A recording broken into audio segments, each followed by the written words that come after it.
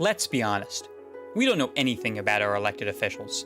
They're hidden behind curated social media profiles and press releases to the point that they often seem barely human. We're here to break down those barriers and get under the hood of their real character.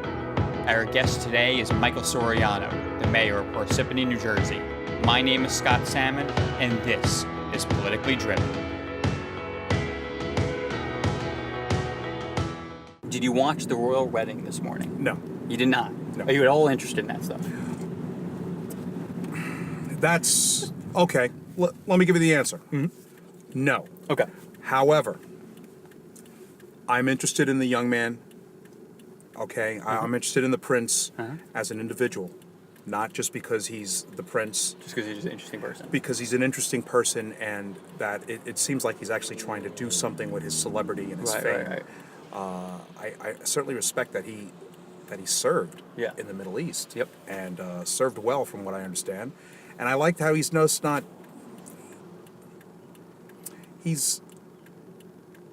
seeking it out. You know, he's not seeking out. He's there because he's born into it. He realizes that. Yeah. I would like to think the lessons that his mother taught him stuck with him on that. So. Okay. How long have you been married? This is the trickiest question I'm going to give you. No, not at all. We got married November 2nd, 2002. Okay. And we moved into Parsippany January 15th, 2001 at 3:05 in the afternoon. Jeez. Okay, you're making the number up there. No, I'm not. No, I'm not, because I came home, and then she was my girlfriend of like 9 months, I believe. And she asked me to set the timer on the microwave, 3:05. And I remember it because that's when I asked her to marry me. Huh. So before or after you set the time? After I set the timer. So maybe it's 3:07. Okay. Oh, I want to ask you about this. I noticed the Jersey City Waterworks has Mayor Fulop's name on there. Yes. Is that water that is exclusively for Jersey City? Yes, it is. Interesting. Okay. Yes, it is. I never noticed that before until I was driving. It's funny. Mayor Fulop came here and he goes, it's nice for me to visit Parsippany because I like seeing my name on the plays. The guy's very charming. He's good. Funny. He's good. He's a very interesting guy too. He is. My past experiences taught me one thing, and that as the candidate, I needed to focus on fundraising and talking to people. Now, that translates into what I call dollars and doors. Yep. You have to raise money, and straight out, you have to knock on doors. Yeah. You have to go to the people. Somewhere along the line, the Democratic Party got conned into listening to all of these specialists and say, hey, I got a great way to get your message out. It's called mailers. I got a great way to get your message out. It's called radio advertising. It's called television. And we lost our way with canvassing. Yes. That has come back more over the years. And I've had feedback, people coming back to me and saying, that meant a lot to me that you came to my house and asked for my vote and listened to what I had to say. There used to be a place called the Beverwick here that George Washington would visit on his way to West Point, leaving from Morristown. He'd go in there with the Marquis de Lafayette and with Alexander Hamilton. The original name for North Beverwick Road was Washington's Trail. Why would they change that? Why would they change that name? I have no idea. I have these lofty goals of actually putting a historical sign on the North Beverwick Road that says Washington's Trail. But I'm surprised the National Park Service wouldn't I'm working be on interested. It. Yeah, I'm working on it. It may take a while. Is there like a Mr. and Mrs. Beverwick somewhere? No, like they're like offended by all this? Them, I don't know. I don't know. We'll leave it as Beverwick Road, definitely. That's the kind of thing I feel like I would put on my resume. Right. Like, I was so good at whatever it was that they put my name on it instead of George Washington. That's right. Yeah. Now I was told that you were born on a military base in Georgia. Which base was it? Fort Gordon. It's in Augusta, Georgia. Okay.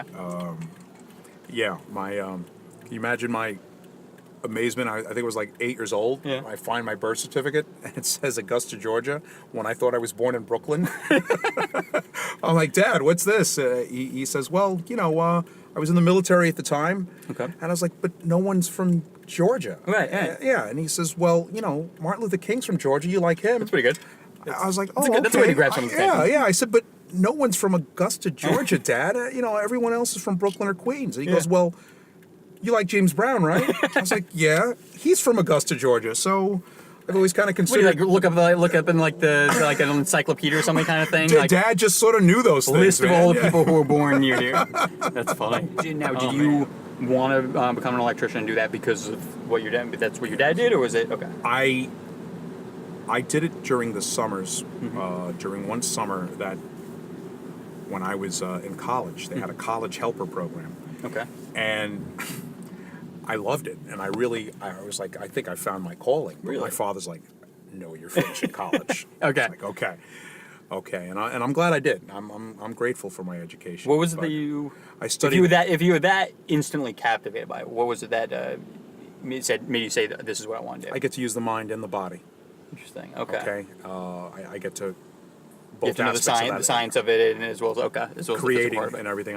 I never predicted I would be drawn to the management end. Right. Interesting. Is there a favorite restaurant that you have to eat at? Oh, I can't say A. I'll give you a list. Okay, We okay. passed one down the block called Ecola. Okay. It's an Italian bistro. Sure. Very nice. That was just Ecola. I was right on the intersection. Right, they're a little fancier. Okay. Over here's Valentino's. That's where we get our pizza Friday night. Ah, Have pizza nice. night. That's my carb night. So I'm allowed that. Right over here. Yeah. Okay, where is it? There it goes. It's Bosphorus. It's Interesting. really good Middle Eastern food. Jeremiah's, fantastic sandwiches.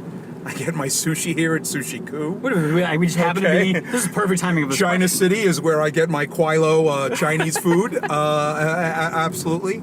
Is And it just a coincidence that we happen to be going down this road as I asked that question, or do you just eat at every single restaurant? I eat a lot of restaurants at Parsippany. I try to. I really try to eat local. It is when you're campaigning. Now that you're in office, I know it is. It can be difficult to maintain your hobbies. When you have all these things going on, you're always being called to run around and go to these different things. Have there been any hobbies that you've been able to maintain through the campaign and through now? No, not really. No. Okay. I mean, reading Okay. is one. Yeah. I do enjoy shooting sports. I don't get to do archery as much anymore, but I do enjoy pistol shooting.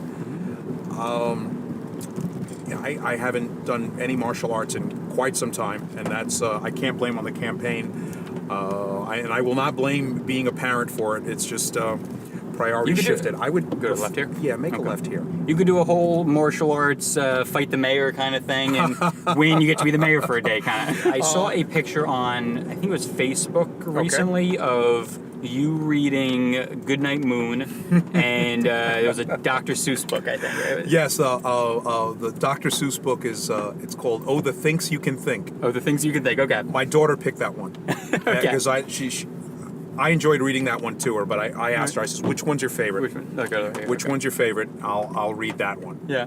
Okay. So, well, my question was going to be: have you read any? You said you like reading. Have you read any other good books in particular lately? Any recommendations you can give? Just now, I'm finishing something called The Power Broker. Yeah, it's about I love Robert that book. Moses. Yes. I'm still in the middle of it because I find myself reading a lot of 30,000 pages long. Oh my goodness! I'm reading a lot of governing trade magazines, magazines on sewer and water management, and magazines on policing. I can't decide if that's perfect for this, for that kind of book, or if also like the worst nightmare of just compounding it. I'm also reading a book that a friend gave me. I gave him a Martin Luther King book of mine about some of his speeches, and he was on his way to India on a Fulbright scholarship to teach. Okay, And when he returned, he gave me a book on Mahatma Gandhi. that's neat. Who's the most famous person that you know of to come out of Parsippany? Jane Krakowski, Okay, that's a good one. the actress From 30 Rock. And, from yeah. 30 Rock and I saw her in a show Ally recently. McBeal, Yeah. and if you really pay attention to Family Vacation, National Lampoon's Family Vacation, she was a kid when she played that, but I hear stories. I met her mother recently. We watched that now. Wanting to be a candidate, it had a lot to do with just knowing that I could do it better than the current administration, and quite frankly, the tone that had been coming, not just from the administration, but from the town council. Right. It's not what you want to see in your government. It was just you've been involved enough to know what they were doing and that you could do it better. Okay. We have the primaries coming up for the 2018 election. Sure. There are a lot of places all around New Jersey. There are a lot of people that are running for mayor of all sorts of different towns, small and large. Having been someone that just went through a campaign for mayor, do you have any advice for any other mayoral candidates out there that may be watching this now? Shut up and listen. That's fair. Okay. Okay, and hire a good staff. Okay, that's paid. Get a good core of volunteers, and if when they have an assignment, when they have something within their purview, like mailers, things like that, don't worry about font size or images or anything. Let them worry about that. Knock on doors, meet people, and raise money. That's your focus. Let them worry about the minutia. That's good advice. I like it. Was there a moment during the campaign when you knew you were going to win?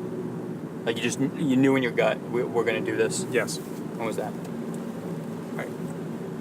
I started feeling it in August when I had Republicans coming up to me and telling me I've never voted for a Democrat before.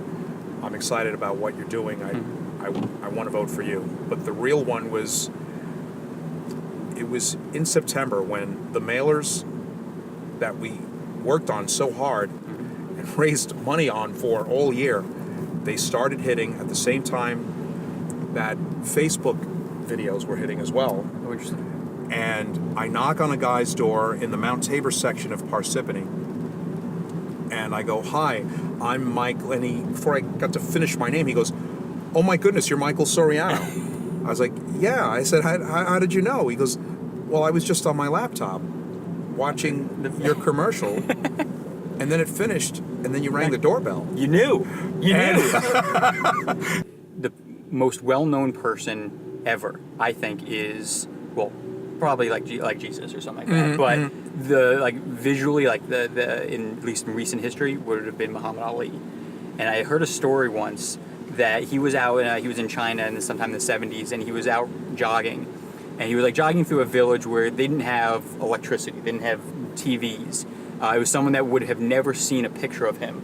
And he was running through town, and this old Chinese woman stopped and said in very broken English, "You're Muhammad Ali."